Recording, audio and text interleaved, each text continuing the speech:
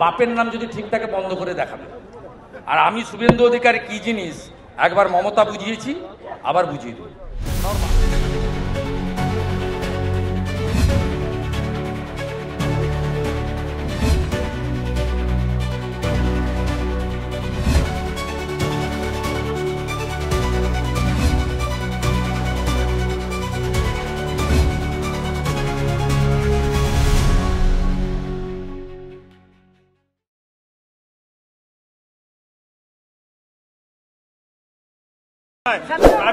জামাত এবং বাংলাদেশিদের ভাষাদার মুখে শোনা যাচ্ছে, দেশকে হিলিয়ে দেব, কি বলবেন? গুন্ডাদের মতো ভাষা। আমি প্রকাশ্য সবাই বলেছি, কোন সংবিধানকে সামনে রেখে মন্ত্রমুক্তির শপথ নেওয়া কোন জনপ্রতিনিধির মুখে এই ভাষা হতে পারে না। আমি বলবো পশ্চিমবাংলার মুখ্যমন্ত্রী নিশ্চিতভাবে এই ধরনের ভাষা পশ্চিমবাংলার শান্তিপ্রিয় জনগণ গ্রহণ করবেন।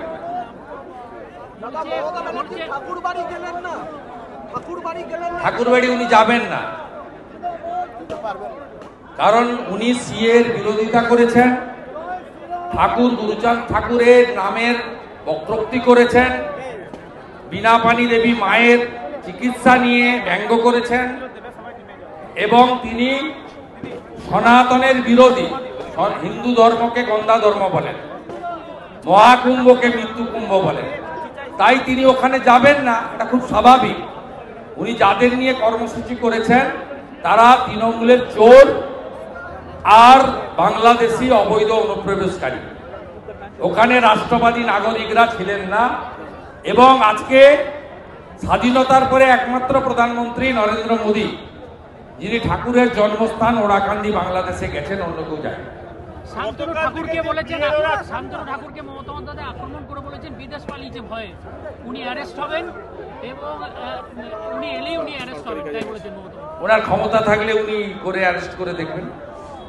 একজন কেন্দ্রীয় মন্ত্রী, তিনি সরকারি কাজে গেছেন এবং তিনি ফিরেও এসেছেন 24 তারিখে। উনি জানেন না, উনি এরকম ব্যক্তিগত আক্রমণ করে চমকান, চমকে লাভ হবে না। আমাকেই তো চমকাতেন, কোনো দিনই প্রমাণ করতে পারেননি আমার বিরুদ্ধে কিছু। অত উনার এসব চমকানি ধমকানি জানে। শান্তনু খুব শক্ত ছেলে, তার পরিবার অত্যন্ত শক্ত। ও জানে না আমি যেমন মন্ত্রিত্ব ছেড়ে উনাকে চ্যালেঞ্জ করেছি, শান্তনুর বাবা মঞ্জুর কৃষ্ণ ঠাকুরকে কিন্তু উনি তাড়াননি। উনি উদ্বাস্তু কল্যাণ মন্ত্রী ছিলেন, মন্ত্রিসভা থেকে পদত্যাগ করে তিনি কিন্তু উনাকে চ্যালেঞ্জ করে মতুয়া সমাজকে রক্ষা করার জন্য সিএ এর পক্ষে কাজ করেছেন। মমতা বন্দ্যোপাধ্যায় এগুলো জানেন না। উনি আজকে যেগুলো বলেছেন গুন্ডাদের মতো ভাষা, এবং এই ভাষা কোন প্রশাসনিক কর্তৃ, রাজনৈতিক নেত্রীর মুখে মানে না। ভোটে জিতে সারা দেশ ঘুরবেন, ভোটে জিতে সারা দেশ ঘুরবেন। উনি 21 সালের পরেও ঘুরেছিলেন এবং উনি যার মাথায় হাত দেন তিনি কদিন আগে তেজস্বীকে আশীর্বাদ করেছেন একদম। উনি অখিলেশের হয়ে প্রচারে গেছিলেন বেনারসে, কি কঠিন অবস্থা। কেউ নেবে না ওনাকে, ওনাকে ডাকে না কেউ। যিনি হিন্দু ধর্মকে গন্ধা ধর্ম বলেন, মহাকুম্ভকে মৃত্যু কুম্ভ বলেন, রাম মন্দির উদ্বোধনের দিন মিছিল করেন, পিতৃপক্ষে দুর্গা ঠাকুর উদ্বোধন করেন, মাথায় হিজাব পরে কান বের করে ফিতা কাটতে যান, তিনি যেখানেই যাবেন সনাতনীরা, রাষ্ট্রবাদীরা ওনাকে হারাবে।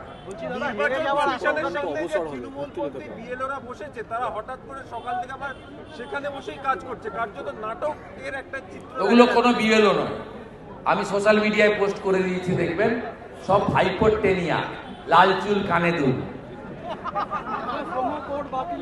লাল চুল কানে দুল, দেখবেন হাতে মাকড়ি, পায়ে লোটোর জুতো, জেল লাগানো চুল, হাতে 2-3টে আইফোন, চোর সব, ডাকাত, বালি চোর, কয়লা চোর, ভেটারেন চোর।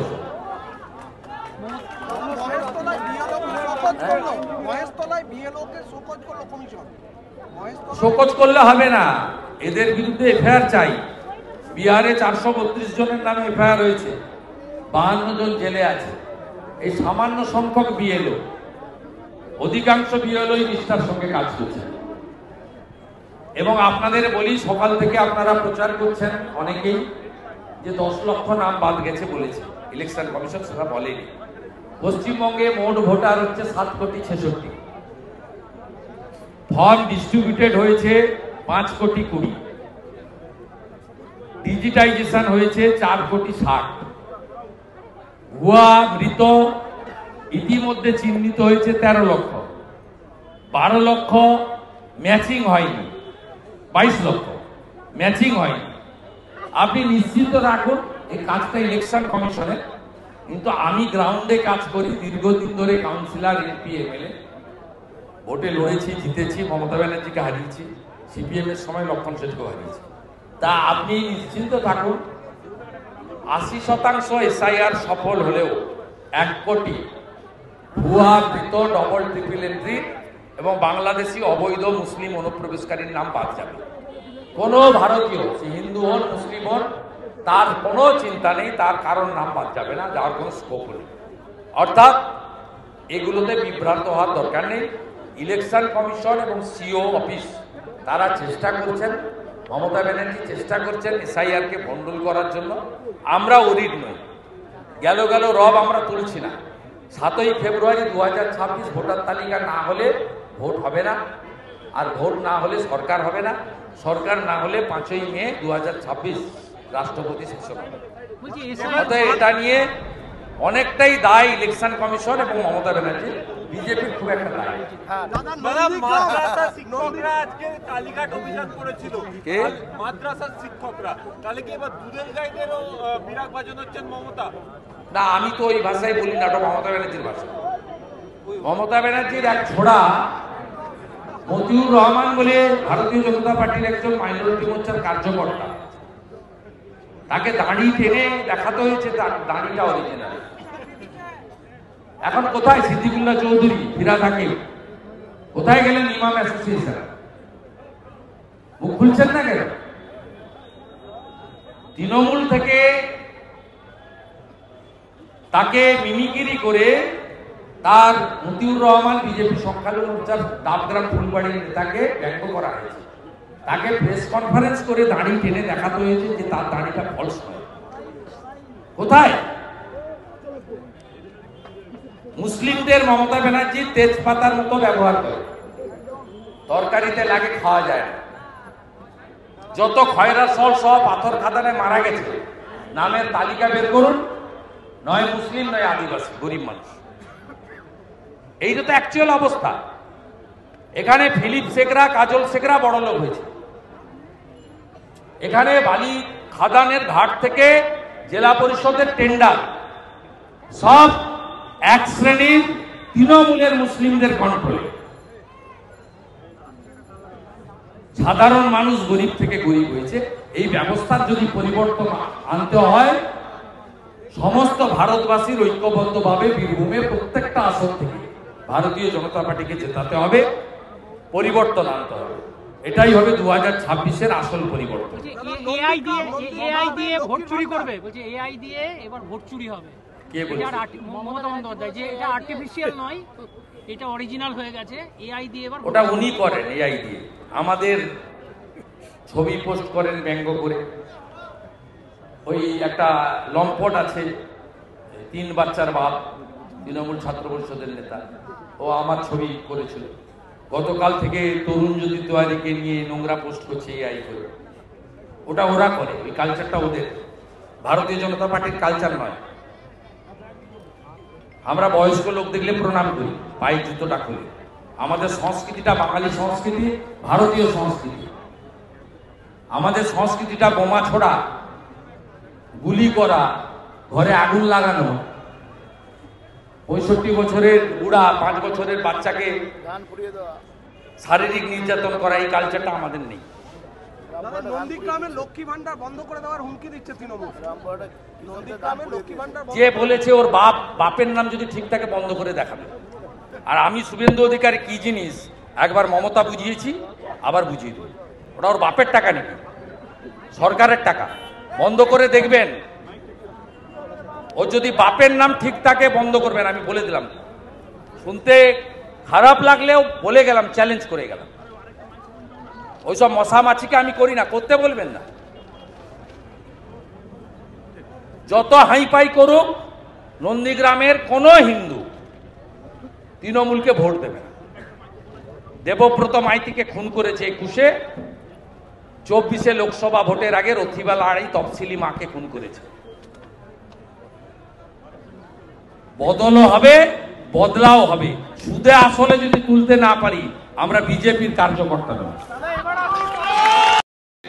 মমতা ব্যানার্জি রাম মন্দিরের বিরুদ্ধে উদ্বোধনের দিন মিছিল করেছিল, ছি মমতা ছি, ছি মমতা ছি। আজকের এই কর্মসূচিতে আপনারা দলে দলে যোগ দিয়েছেন। শুধু আপনারা নন, রাস্তার দুদিকে সাঁইতিয়া সহ রক্ষা করে তারা বেরিয়ে এসে হাত নেড়ে নমস্কার করে হাসি মুখে ভারতীয় জনতা পার্টির গৈরিক সেনাদের এই মিছিলকে বরণ করে নিয়েছেন। তাই আমি সকলকে আমার দেবতুল্য কার্যকর্তা, সাঁইতিয়ার জনতা, জনগণ, মঞ্চে উপবিষ্ট আছেন মান্যবর জেলা সভাপতি। কারণ আগামী কয়েক মাসের মধ্যে এই রাজ্যের সাধারণ নির্বাচন অনুষ্ঠিত হবে। এই সাধারণ নির্বাচনে ভারতীয় জনতা পার্টি নরেন্দ্র মোদীজির নেতৃত্বে পশ্চিম বাংলার হিত গৌরব ফিরিয়ে আনার জন্য পশ্চিম বাংলায় 15 বছর তৃণমূলের রাজত্ব, 34 বছর বাম রাজত্ব, পশ্চিম বাংলার হারিয়ে যাওয়া ঐতিহ্য, সংস্কৃতি, পশ্চিম বাংলার শিক্ষিত বেকার যুবক যুবতীর মুখে হাসি ফুটিয়ে কৃষক থেকে শুরু করে পশ্চিম বাংলার সমস্ত মানুষকে অধিকার ফিরিয়ে দেওয়ার জন্য আমরা পরিবর্তন সংকল্প যাত্রায় নেমেছি। এই কর্মসূচি শুরু করেছিলেন জুলাই 4th সপ্তাহে উত্তরবঙ্গের আলিপুরদুয়ারে যশস্বী প্রধানমন্ত্রী নরেন্দ্র মোদীজি। তিনি একাধিক জায়গায় দুর্গাপুর সহ কর্মসূচির মধ্য দিয়ে পরিবর্তন সংকল্প যাত্রা কেন প্রয়োজন তা সে কথা বাংলার মানুষকে বলে গেছেন।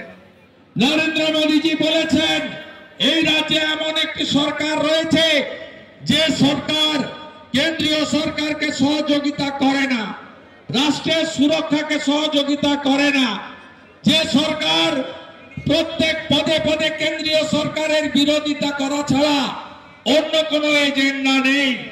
মোদীজি বলছিলেন 61টা রেল প্রজেক্টের জন্য জমি দেয়নি এই সরকার। এই সরকার হাসিমারা থেকে কলাইকুণ্ডা একাধিক এয়ারপোর্টের জন্য জমি দেয়নি এই সরকার। এই সরকার ফ্রেট করিডোরের জন্য জমি দেয়নি এই সরকার। নরেন্দ্র মোদীজি বলেছেন যে 91,000 কোটি টাকা। মা তারা কি হর হর। আজকে কেন বলুন তো, 500 বছরের যে লড়াই সুপ্রিম কোর্টের নির্দেশে শেষ হওয়ার পরে পৃথিবীর হিন্দুরা নিধি দিয়ে অযোধ্যায় ফৈজাবাদে জন্মস্থানে গর্ভগৃহে মন্দির প্রতিষ্ঠিত হয়েছিল 2024 সালের 22 জানুয়ারি। এই মন্দির তার অতীত ইতিহাস আপনারা জানেন। আক্রমণ করেছিল মন্দিরকে, তার জন্মস্থানকে ধূলিসাৎ করে দিয়েছিল। 3 লক্ষের বেশি হিন্দু আত্মবলিদান দিয়েছিলেন। পরবর্তীকালে লালকৃষ্ণ আদবানীজির নেতৃত্বে তোর সেবকরাও গুলির সামনে বুক পেতে দিয়েছিল, সেই আমাদের গর্বের শৌর্যের রাম মন্দিরের আজকে শাস্ত্রীয় মতে ধ্বজ উত্তোলনের মধ্য দিয়ে শাস্ত্রীয় কর্মকাণ্ড সমাপ্ত হলো। অর্থাৎ রাম মন্দির নির্মাণ তার বৃত্ত আজকে সম্পূর্ণ হয়েছে অযোধ্যায়। মাননীয় প্রধানমন্ত্রী নরেন্দ্র দামোদর দাস মোদী এবং পূজ্যপাদ সরসংঘ চালক মোহন ভাগবতজির উপস্থিতিতে। তাই আজকের দিনটা গর্বের দিন, আজকের দিনটা সৌর্যের দিন, আজকের দিনটা আনন্দের দিন। আপনি মিছিল করেননি 2024